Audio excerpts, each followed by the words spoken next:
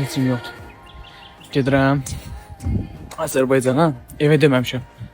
Poçt saatına gecə saat 3'dür.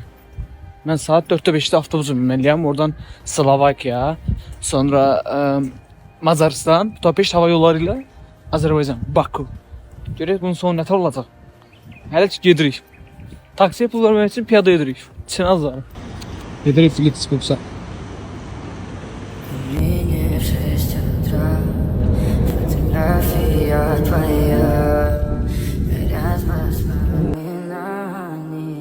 Macaristan'a çatdım. Hələ evdəkilərin xəbəri yoxdur ki, mən Slovakiyanı keçmişəm, Macaristan'a gəlmişəm və Budapestdən hava yolları ilə gedəcəm Azərbaycana.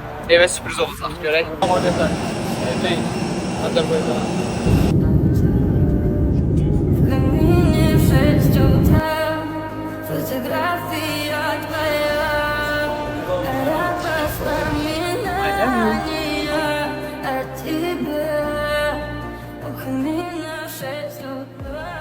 Can sağ olun.